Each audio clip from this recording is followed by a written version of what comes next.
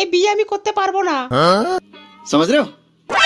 আমি একটু ইয়ার্কি মারতে মারতে ওর মুখে পেতে দিয়েছি, তার মানে কি আমাকে বিয়ে করতে হবে? ইয়ার্কি মারতে মারতে ছেলেটা মুখে পাত থেকে বলেছিল। ঠিক বলেছে। এখন তোর পাদের গন্ধ ছেলেটা খুব পছন্দ হয়েছে, তোকে তো বিয়ে করতে হবে। আমার মতামতের কি কোনো দাম নেই? না নেই, তোকে বিয়ে করতে হবে, পাস করতে হবে।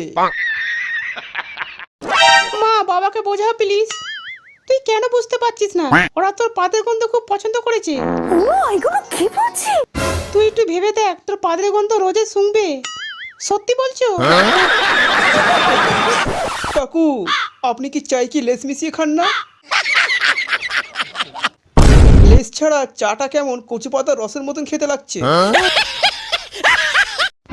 এসব বালের কথা শুনতে আমি কিন্তু এখানে আসিনি। কাকা গরম হচ্ছে মানে ওর কুরকুরে থেকে আমার লেসটা মানে ভালোই বিক্রি হচ্ছে। দেখছেন কেমন টিটকারি মারছে। খুব দারুণ লজ্জার ব্যাপার। পকেটে এক প্যাকেট কুরকুরে আছে, খেতে চাস? নেই। তোমার পকেট থেকে যদি কুরকুরে বেরোয়, আমার পকেট থেকে লেন্স বেরোবে। খাবে নাকি? একটার সাথে একটা ফ্রি। তোমাদের দুজনকেই খেতে হবে না, আমাকে দাও, আমি খাই। আজকে তোর ভাগনাকে আমি চালাবো। চালানোর আগে বলতে হবে কি করেছে।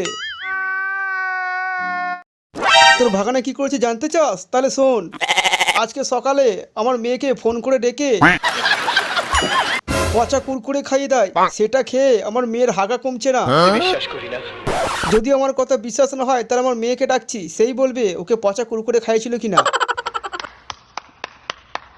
বলো মমতাজ, কুরকুরেটা তুমি কি নিজের ইচ্ছায় খেয়েছো না ও জোর করে খাইয়েছে? পচা কুরকুরে শুনে আমি তো খেতেই চাইনি, আমাকে জোর করে খাওয়ানো হয়েছে আব্বু।